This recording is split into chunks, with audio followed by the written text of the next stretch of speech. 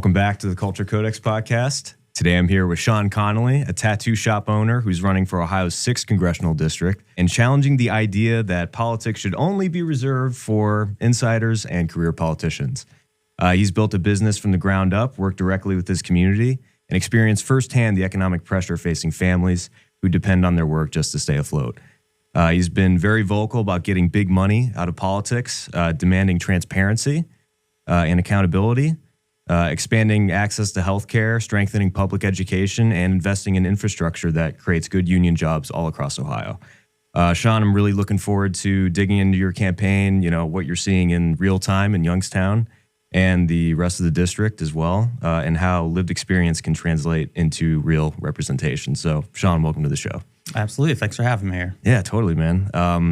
And by the way, you are not the first tattoo artist that has been on this show. We had the pleasure of hosting Jesse Smith, who's, by the way, he's he's a legend. Yeah, in the he industry, is, man. From someone in the industry. That's on when I first saw your page and I was scrolling, thinking it's a political thing. I see him like, is that Jesse Smith? Right. So it was a surprise, but it was awesome. I love the crossovers. I think that a lot of things are held to not be so political, but in reality, a lot of things are, and tattooing's no different. So. Yeah, absolutely. And we had a great, conversation about politics and, art, AI. Yeah, which is honestly the AI conversation. Yeah. There's so many things, and being in the tattoo world, that's one conversation, but also just what it's going to do to our middle class, what it's going to do to the working class. It's this, I always say that it's this ominous thing that's just kind of standing right over our shoulder while we're all focused on all of the chaos that's going on currently. Once we win that fight, the AI fight is going to be right behind us. And we need to start looking forward to how we control that, what guardrails we set in place. So it's not just another tool for the rich and wealthy and powerful to extract more wealth and power from us. Right. So. Yeah, exactly. And, I'm sure we'll touch on the AI subject later down the line. But, absolutely. First, I'm going to go into your campaign here. You're running in Ohio's 6th. Yep. And it's a district that's been economically devastated for decades. Yeah, and it's one of the, if not the poorest, it's one of the poorest districts. Yeah, and it was written off politically, years ago. Yeah. So, what made you believe this district is still worth fighting for? Because it's where I made my home, made my life, made my career. I don't know. I'm really prideful in Ohio, especially as I've gotten older, and especially Eastern Ohio. I do feel like we're a different kind of folk, but in a good way. We're all a little bit of characters. Yeah. As one of the poorest districts, it's not from a lack of hard work or ethic. It's It's a result of policy decisions. Policy decisions that aren't made from within our communities. It's people that come in and take advantage of that and exploit that. And I want to run to put a stop to that. So. And your district went overwhelmingly for Trump. Yeah. And when you look at that reality, what do you think the Democrats fundamentally misunderstand about voters here? Listen, the Democrats misunderstand a lot of things, unfortunately. I think it's, again, we're all a product of our algorithms, okay? Yeah. So sadly, it's something where I think that it's not even that the Democrats misunderstand it. I think that they just, again, wrote it off. I don't think that they put the effort into winning back this district, even though, the district has changed so many times with gerrymandering too. So I just look at it more of like a lump of Eastern Ohio. So they've given up on this area. They didn't see it as something that they could use in their political wheelhouse, so they just don't put the resources and effort into it.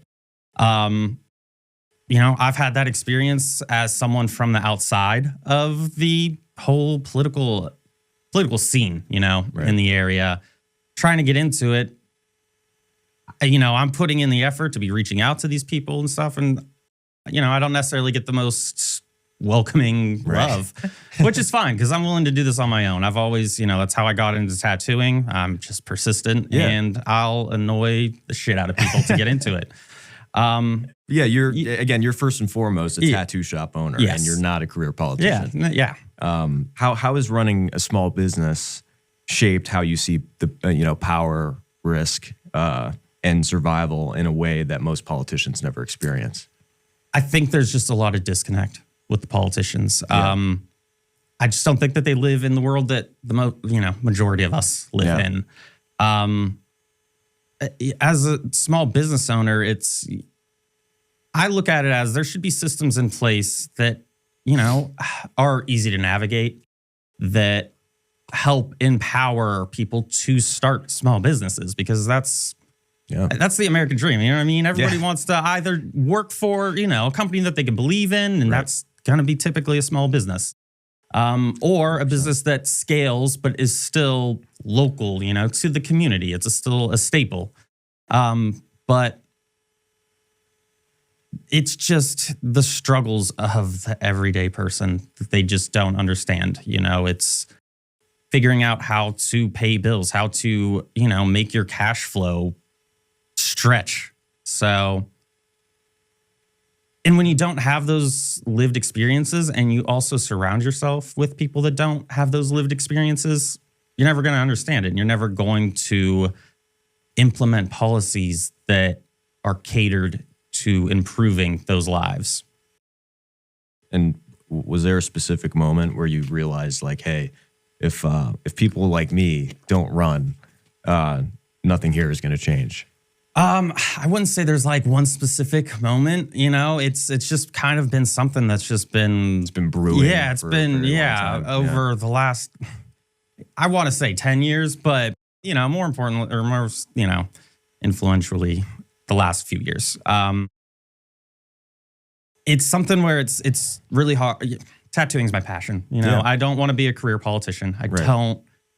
I'm in favor of term limits. I would absolutely, be in support of that when I get into office. And so, I'm coming at this from a way of I want to get in there. I want to do my part to help correct this ship, and I want to get out because I want to go back to tattooing. It's something that I feel and I know that it's not just tattoo specific, but it's very hard to be passionate about your career, your art, in my case, right now in this climate. And so I just kind of looked around and just saw a lot of what I believed mistakes were being within the Democratic Party. And I just thought we need a new voice. We need a new direction. That's how I came at it with tattooing. Not that I saw a lot of mistakes in tattooing, but a lot of people get set in their ways. And,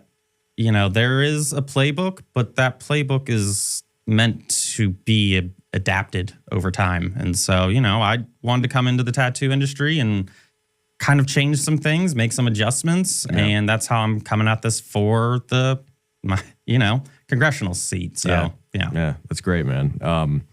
And what do you say to voters who feel like every election is just a choice between being ignored or, being exploited? I'd say you're absolutely valid. Then that's the reality of it. And that's why I want to do this, because that's why I want to get out of this. I think that I believe that town halls should be mandatory. You should have to hold them once a month or something like that. I forget the guy's name, but he was on TikTok. I think he's like the attorney general now of North Carolina or something. Anyways, he would almost, I don't know if it was daily or like multiple times a week, but he was in Congress and he would basically just sit down and put out an update, and talk directly to his constituents and say, hey, this is what I'm doing throughout the day. This is what I'm voting on. These are the issues. He'd break it down. And I just think that that's so important, especially with, damn straight, again, the algorithms. We're all just a product of it. We're all just forced to survive. So when you work 10, 12 hours a day, you come home, and you don't have time or energy to look into the other side of things. You're just being fed one thing and It's easy just to fall into that. So I think it's very important for our politicians to just be straight with people, and be real with people and connect with people and educate them on what's going on so that they can be informed so that when voting day comes, they can make their best decision. Right. So, yeah, absolutely, man. It's crazy how much the district has changed. Absolutely. And it didn't decline overnight. It was dismantled over decades, starting with the Reagan era and like his economic policy. So, how do you explain that history to people who were told this was their own failure?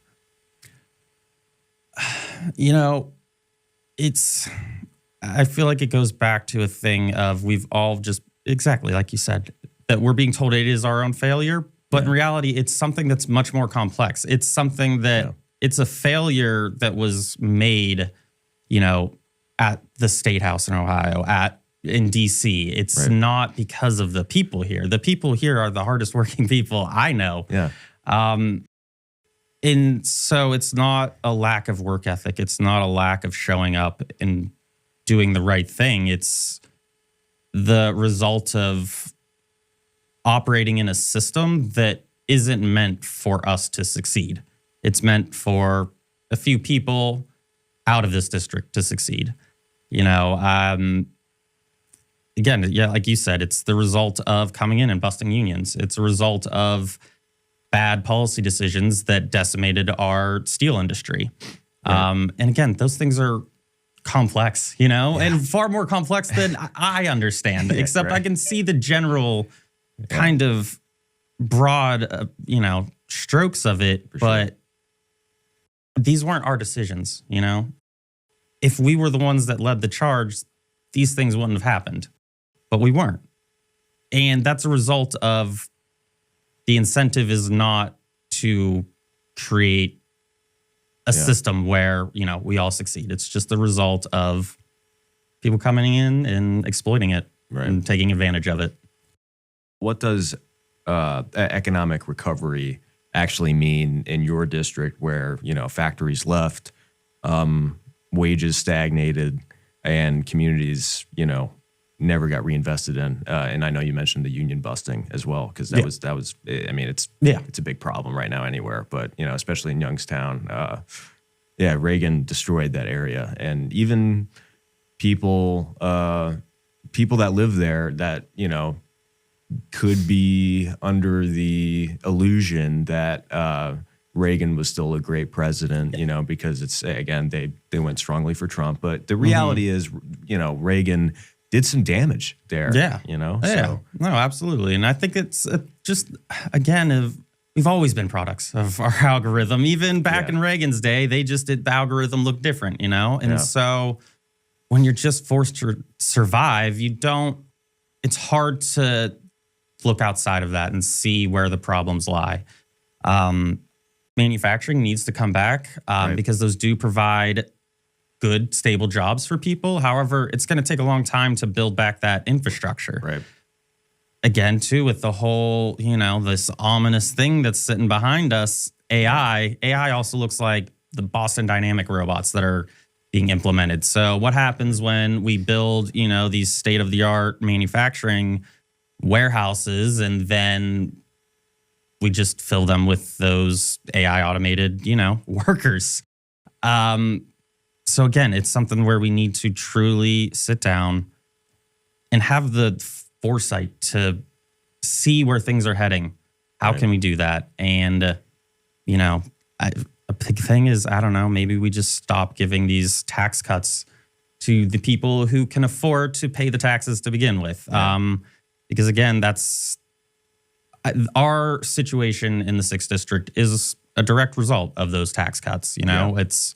It decimates our communities, and we don't have the apparatuses in place to ensure that we can make our own path out of that. I feel like a lot of politicians on both sides of the spectrum, right? They love talking about job creation, but people in Youngstown and, the rest of the 6th District, they remember when jobs disappeared. what accountability has never happened for that collapse, you think? You could go down a lot of different avenues and point to how they affected this area. The dismantling of our public education system over, my entire lifetime and before my lifetime. Well, sorry to jump in. Do you, the public school systems in the 6th District, do they normally pass their levies or no? Some do, some don't. There's always a lot of pushback to it, and it's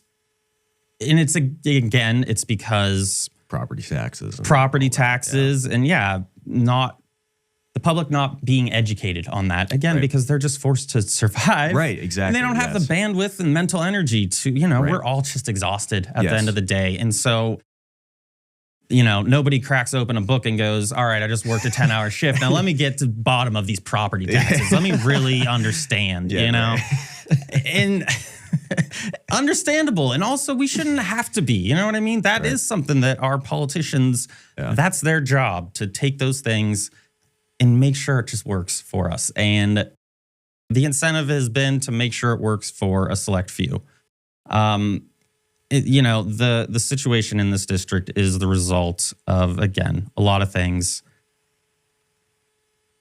And it's just not us being in charge of our own destiny, our own fate. We have been cut out of that conversation. And who benefits from Ohio's 6th District staying poor, underrepresented, and politically written off the most? I would say, honestly, Trump's administration, because they have a solid vote. They have a vote. The man who represents us now will never go against this administration. And even if you support this administration, if you're not able to, if you support this administration, every single thing they do, then, my opponent's your guy. But even if you support this administration, but still have some grievances with it, well, too bad, because he's voting with them 100% of the time. He has made it very clear that that's all he cares about, because, when you look into him, it's pretty clear that he just cares about climbing the ladder. He doesn't really care about representing. He hasn't held a town hall since he's been elected. He hides from his constituents. If you voice your concern in a Facebook comment, if you don't get a reply, or if you do get a reply, it's typically either because you're just praising him and you're a bot, Yeah. And not that if you praise him, you're a bot, but most of the comments praising him, if you look into them, they're, when you have a fake profile picture and everything's private, I kind of seems pretty clear. Yeah. So the corruption in the 6th District, do you think it's loud and obvious, or quiet and normalized through neglect? I would say mixture of both. A mixture of both. Yeah. I mean, I'm sure it's kind of one of those things where they don't necessarily do a great job at hiding it, but also it kind of goes under the radar again, because, we're ignored by the Republicans because they just see it as a solid vote. They don't really have to put in much effort.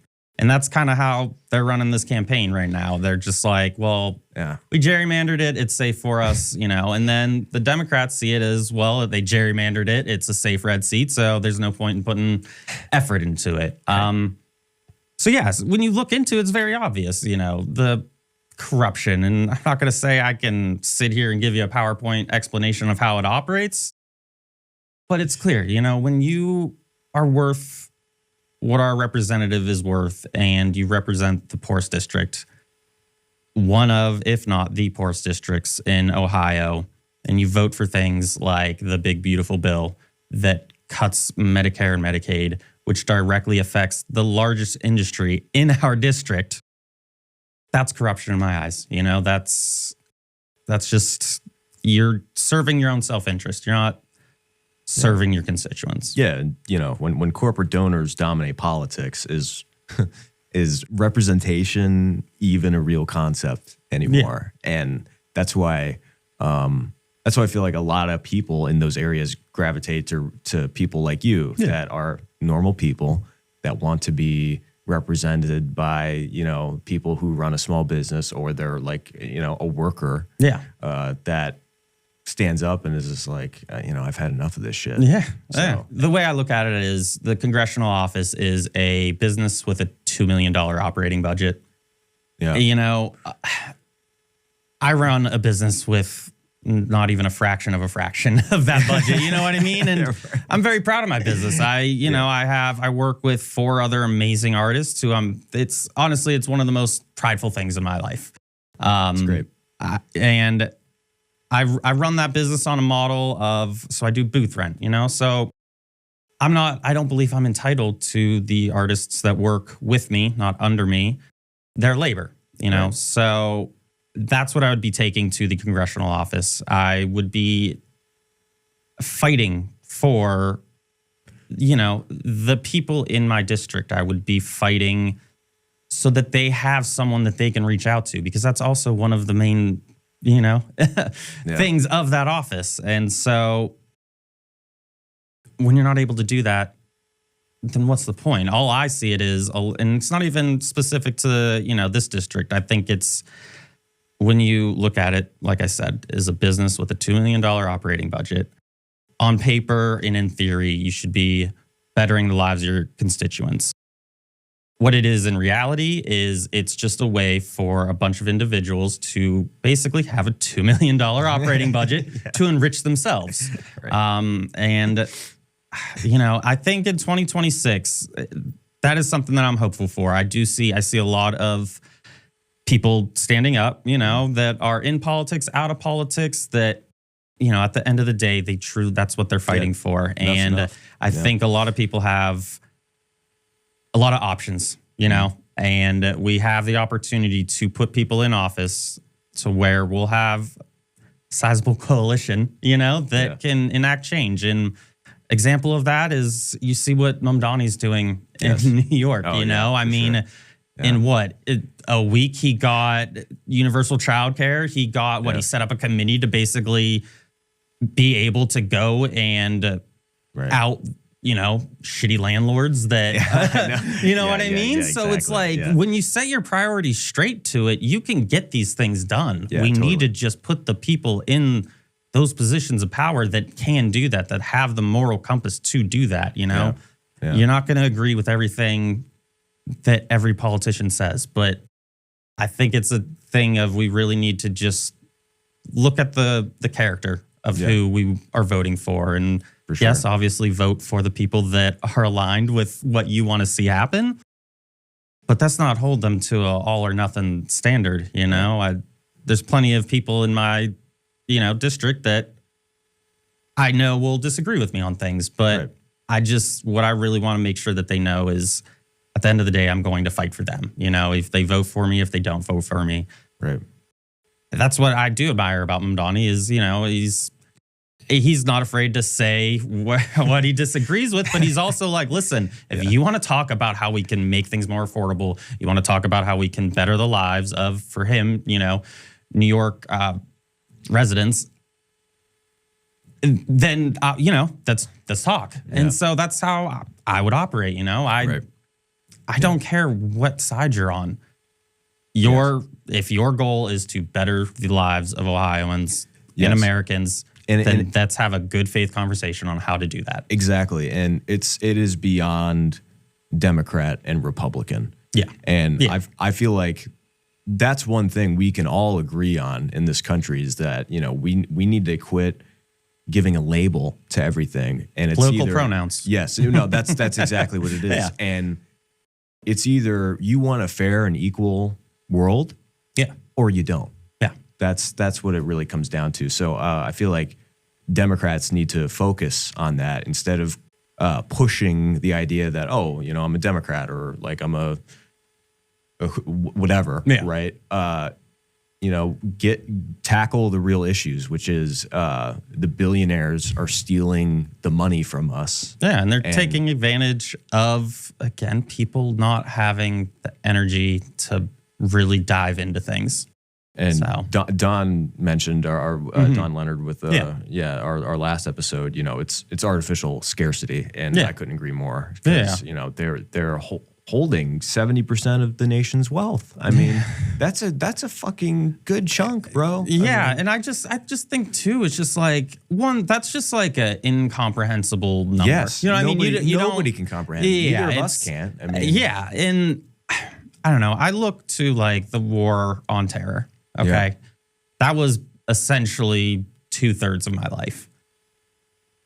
Over 2/3 of my life. Yeah. The trillions of dollars that we spent on that. I'm just thinking, I don't know exactly how. Again, things are complex, but just imagine that money was invested back into, our communities, our states, building up infrastructure, setting up avenues to where we can succeed. Right. Where we would be at today. Instead, we just gave it to a bunch of defense contractors because some political leaders wanted to have a pissing match with each other.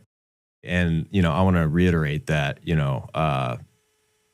our veterans from Iraq and Afghanistan, they are our heroes. They have sacrificed so much. Yeah, I'm not saying to take away from them by any means. Yes. Yeah. Honestly, I look at it as, when I was lied to. When I was 18, I heavily considered, and I'm not trying to, say anything like that. But yeah, that was because I was an 18-year-old kid. I was lost. I didn't know what I wanted to do. And I was like, you know what? Yeah, this is something I could go join and do. And so it's, I'm not, exactly. I'm not taking that away by any means. I'm saying that just like the middle and working class were taking advantage of, they were taken advantage of. And when we started to get involved in regime change in the Middle East, and considering what a lot of veterans feel right now, they feel abandoned. They feel like they were lied to, which is understandable. But over the past 20, 30 years of those regime changes, it's been the worst shit show of the 21st century. And so what we did, we just destabilized areas that didn't bring any benefit to us, but it did bring some profit to a few people. And at the end of the day, that's all. I just see that as a driving factor. Is just that profit for a few people. If that means destabilizing the entire Middle East, well, unfortunately, it's hard to combat that. But again, I think it's where I'm really trying to stay hopeful and optimistic for 2026 that we have options. I encourage everybody to look into these candidates, get behind who you want to support. I'm in a primary right now with 3 other candidates. Yeah, right. I don't discourage anybody from, going and looking into them. Yeah. Obviously, I believe I'm the best candidate. But again, at the end of the day, we need to go and vote because we can take the power back through that way. I know it's hard to, get behind that idea if we can vote our way out of it. I do think, though, that it's important. I do think that there's an avenue where we can do that. And that's why I ultimately wanted to get into this race, because I believe that the 6th District of Ohio can be a part of that fight in taking back our government. Next, we can just go over, healthcare, education, survival. And in districts like the 6th, healthcare isn't ideological. It's more existential, right? There are a lot of Medicaid, Medicare recipients there that are afraid of losing their coverage. And, some of whom that voted for Trump, that were lied to and that were manipulated, right? Yeah, well, because that's all I see that they do is just, it's a big thing. They're taken advantage of. We're all taken advantage of, on the right, and it happens on the left as well, and so those people that vote against what would be their own interest, I don't hold them at fault for that. I don't judge them for that. Again, it's something that, it's hard to admit, but I voted for Trump in 2016. Yeah, I was 20 years old. I didn't know anything about politics. I grew up in a conservative household. That's what I knew. And also, the Democrats gave me Hillary as the contrast. So, to me, it's like, well, of course, but obviously very quickly after that, once I kind of grew up a little bit and I was like, no, this isn't what I'm about. But, it still wasn't because I found a place in the Democratic Party. It was because I knew that my place wasn't in the Republican Party. Right. And so, when it comes to healthcare in this area, I'm a big one of my main things is universal health care, Medicare for all, single payer health care, whatever one offends you the least. Because that's the thing too. You know, we're all there's just rhetoric, and these terms have been used to pin us against each other. But so I'm in favor of that. One, for the moral argument, I just believe that in the richest country in the world, we should have some baseline standard of care for every, citizen. However, it's also just for the economic. I think that it's crazy on how much it makes sense in the economic world that when you provide healthcare, it's like, how do you have a thriving economy? Well, a good first step would be to have a healthy population and an educated population, you know? Right. I know that it's, once you get into the weeds of it, it's a lot more complex, but when you have healthcare, I look at when I started my business, I was 22 years old. I was on my parents' healthcare. I didn't have to worry about paying, $500, $600 a month just for my healthcare. So I'm able to take the risk. I don't have to just go get a job because, I'm going to need healthcare in a couple of years once I get kicked off my parents. You're able to take a risk. If your friend, your neighbor, someone goes and starts a business and they need to hire people and you believe in that business and you want to, go and join them on that journey, take that risk with them. It's a lot easier to do that when you have healthcare and you're not just tied to a job for the single reason of you have healthcare now. Like you said earlier, we are the richest country on earth. And it is 2026. And somehow we are, we are turning into a third world country to where, you're paying $3,000 to get, I'm using my own example here because literally I got charged $3,000 to, I dislocated my shoulder. And literally the emergency room charged me, and I'm insured. Like, that's what I mean. Like, I can't even imagine, folks in your district that are losing their rural hospitals or their, they lost their job or something, or lost their care, or they're getting their Medicaid underfunded, who are going through the same shit and are being destroyed financially because of what this administration is doing. And, a lot of whom, voted for Trump. Yeah. And, it's just a matter of like, hey, it's not like we're trying to say, oh, we told you so. Yeah, but it's more of like, hey, like, you understand these people don't have your best interests in mind. So like, we got to bring you back somehow. And how do we do that? It's like I said, again, I voted for Trump once, I do want to make sure that's clear. But I bought into the sales pitch, and again, it's because I saw Hillary as the establishment, and Trump came in and he was, he crafted the image of being the anti-establishment, which looking back on is funny, is thinking that a billionaire is anti-establishment. No, they are very well in favor of the establishment. Then when they go and stuff their cabinet with a bunch of billionaires, you're not for the work.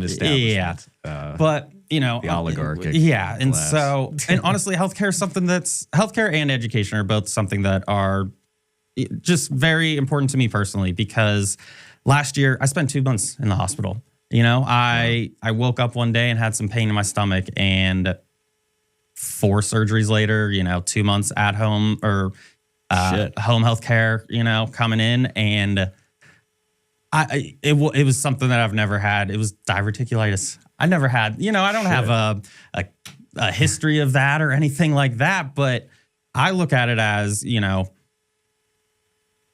if I hadn't had insurance, I was like, oh, well, this is awesome. At 30 years old, I'm going to have to declare medical bankruptcy. And guess what? That takes me out of the economy. Yes. Now I'm not able to participate in it. I'm not able to, add into it. And so, again, the medical or the economic argument of you're taking people out of the economy, when you're not saddling them with all of this debt. Well, guess what? That's money that they have to go and shop at a small business. It's money that they have to put back in their local community. I guess let me pivot into this. So it kind of adds to it. So my shop's name is Rising Tide Tattoo. It comes from a quote from JFK. Oh, it's nice. a rising tide lifts all boats. It's, one person, one thing, one entity has the ability to lift up those around them. It has a ripple effect that brings up everybody else. And so a lot of these policies that I get behind, that's at my core argument is when we do things like have universal healthcare, not free healthcare, because we'd be paying for it. We'd just be paying less than we pay now for it. When you do that, that has the ability to have ripple effects in so many other things that you may not realize. When you fund things like education, public education, and you empower these teachers to give these students the best opportunity that they can, that has so many ripple effects that, again, you may not realize. And it all circulates and builds a better economy that works for all of us. So how do you convince people that government can work for them when all they've ever seen is just withdrawal and cuts? And corruption? and that's, I'll preface it. I understand that sentiment. Absolutely. It is like banging your head against the wall because it's like, this is the point of the government. That's what they should be doing. You know what I mean? It's so like crazy because it's just like, I look around, I'm like, we could just do this. We could just have a government that works for us, and once we get people in there, that can implement those changes, I think the sentiment around it will change. But again, it's just my entire lifetime, your entire lifetime, we have just seen a government that has just actively, in most cases, seemed to work against us. And I believe that's just the result of money being in politics. When people are able to buy it, buy their politician and serve their own interest rather than who the representative is supposed to represent, you're not going to get a government that works for the people. So, in the 6th District, there was a time when unions were strong, and that's going back to what you said about Reagan, in this area. Make America great again. Let's go back to when, the corporate tax rate was a lot higher than it was now. Let's go back to when we had strong unions, and you'll see the lives fundamentally improve, so. Why do you think the word union has been unpopular, or it's been turned into like a dirty word in communities like yours? And I don't know. I feel like, at least from what I know about Youngstown and the 6th District in general, their communities were built by organized labor. Yeah, no, I mean, it is wild because Youngstown is the epitome of the working class. Yes. Our steel industry, those were all union jobs, and it provided a stable, good living for people. They were able to live dignified lives. I don't think that we're able to really live a dignified life anymore, or at least the majority of us. If you can pay the fee for entry, you can. But misinformation spreads fast, especially on Facebook and Instagram. And like you said earlier, the algorithms trap people into thinking that Trump is this all-knowing, all-powerful being that's, gonna save us all. And more of a religious, weird figure. But, why do you think resentment is so easily weaponized there? Because I think it's just politics have been tied to our personal identities nowadays. I think that it's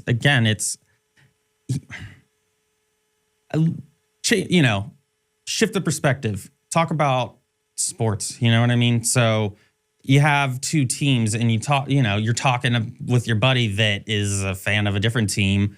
Well, then you start, talking shit on that team. Well, what's he going to do? He's just going to get more defensive, of that. And unfortunately, that's not how our politics should be working. Entertainment's entertainment. Right. Politics should be politics. There's been this crossover with Trump. And I think that that's unfortunate because instead of able to sit down and really have good faith arguments, we are just pitted against each other because we feel that we're attacked our identity is being attacked. When somebody criticizes whichever party we vote for, misinformation, it's so easy to buy into because especially when it reaffirms your perception of a certain topic. It's immediately you see something that, kind of just backs up what you believe already.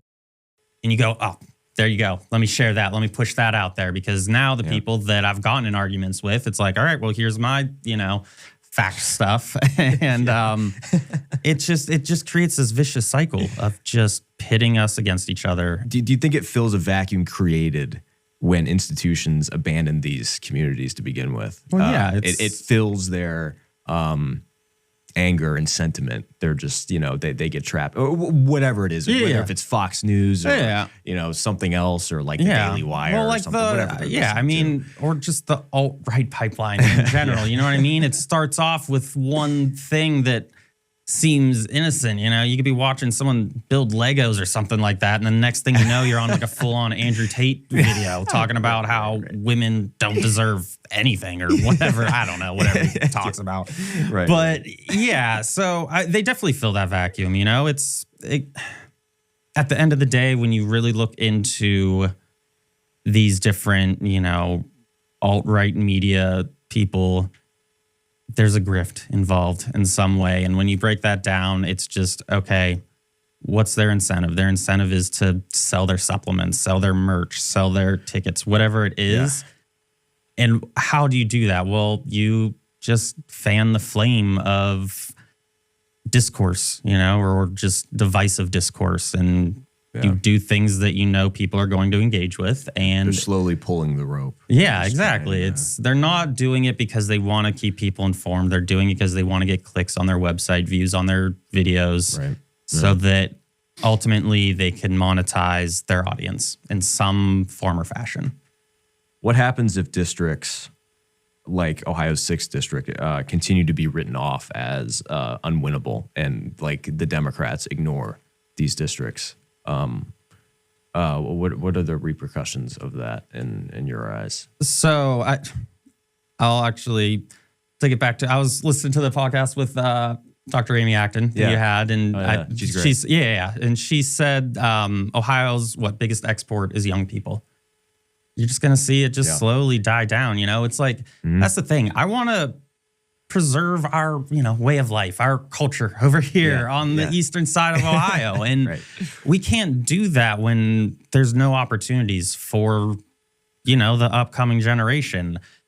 I was fortunate enough to be able to build a career here and build a life here, but that's not the case for a lot of people our age, and you'll just see it slowly. You'll see this way of life kind of dissolve. It just there's nothing that it can't sustain itself in this system that we have right now. And that's what's heartbreaking, because I love this, area. I love Ohio, and it's sad to see the result of what this political system is doing to it. Yeah. And I feel like in your case, running in the 6th district as a Democrat, it's, it's hard enough, but it isn't politically safe, because I know you have other opponents as well. I'm sure they feel the same way. Yeah. So like, what risks do you accept by choosing to do this anyway? Yeah. And just, I wholeheartedly believe in what I'm fighting for. So whatever consequences come of that, they come of it.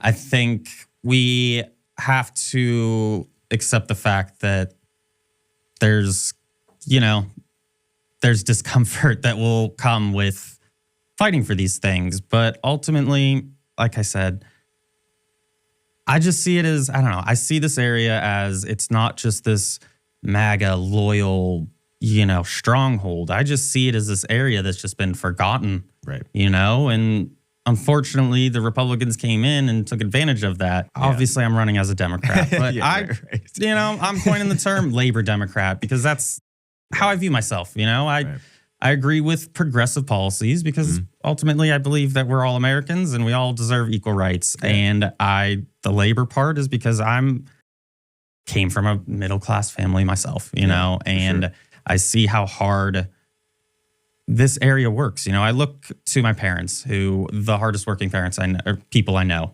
and the nicest people and the most helpful people. They would give their shirt off their back to help out anybody in need. Growing up, we had plenty of people that lived at our house that my parents took care of and helped out along the way. But when it comes to voting day, they vote conservative. And so, again, it's a thing of, I'm not coming at it from judgment. I understand buying into the sales pitch. It's unfortunate. However, I think it's just because they were never given a different option, And so. And do you think that's what keeps you going when the odds are so stacked against you? And history tells people not to expect change. Yeah. And so, absolutely. And I believe that, again, because I've bought into the sales pitch, I understand. Yeah, you relate with these people. Yeah, exactly. Like you said yourself, and I'm glad that you're not ashamed of it. And when I meet I'm people, a little ashamed, but that's just because of what they're doing currently. I mean, it's inhumane. I understand. But again, like you relate to these people. Yeah. My clients are very diverse. I tattoo Democrats, Republicans, everybody in between. At the end of the day, and also within my work, I do larger pieces. So I'm spending 6-8 hours, at a time with these people. We talk, and at the end of the day, once you kind of cut through that rhetoric, you cut through those divisive, trigger words that we've all been programmed to kind of clock. And as soon as we hear those, it makes us dig our heels in more. Once you cut through all of that, at the end of the day, we typically all agree on certain fundamental things. Exactly. And I believe that, again, just when given the option, people want to vote that way. They want to vote for someone who will improve their, lives and improve the area. And so going back to being the richest country in the world, the fact that so many of us are in survival mode, things are broken, and I'm not fighting to just go back to the status quo. This administration is one thing. That's a battle in and of itself that we need to tackle. But once we tackle that, we also need to make big systemic changes that truly do just put people first. If someone in your district is listening right now and feels completely disconnected from politics on either side, it doesn't really matter. So what's one thing you'd want them to hear from somebody like you who actually lives amongst them? First, valid. Very valid. I've gone through that as well. That's, for myself, at least just speaking personally, that's another thing that led me to do this, was because I got tired of feeling so just like helpless. It's just, you wake up every day and you just see these headlines and you're just like, another thing. This is awesome. I love this. Yeah. But, again, it's just, there's a lot of people running in a lot of different races. We have options right now. We've had more options than I would say we've probably ever had. Yeah. Hell yeah. Find who you resonate with, look into their messaging. And if that speaks to you, get behind them, support them. And again, social media is just a game that we all have to play. Yeah. If you're not wanting to go to protests or go to meetings or do, be engaged in that way, engage with them through social media, help them out, like their stuff, share their stuff, tell your friends about them, get, other people involved with it, because when you do that within the algorithm, it helps push that out, helps get out that message. And, we're all on our phones already, it's not hard to just like someone's thing, share someone's video, so help people see that we have options this time around. And if we play our cards right, I really do believe that we can set our priorities straight. We can make change. We can correct this path, and we can set up a system that can better guard against it being able to be taken over how our system has been. Right. So Sean, I think that pretty much wraps everything up. Dude, thanks so much for joining me. Thank you for having me. Yeah, I know I it was absolutely a long, appreciate it. I know. Well, I know it was a long 3-hour drive. So yeah, get down here in Columbus, it's not bad. The drive isn't honestly bad at all. So, yeah. But yeah, Sean, seriously, I appreciate it, and good luck with the campaign, dude. Thank you so much. Appreciate it.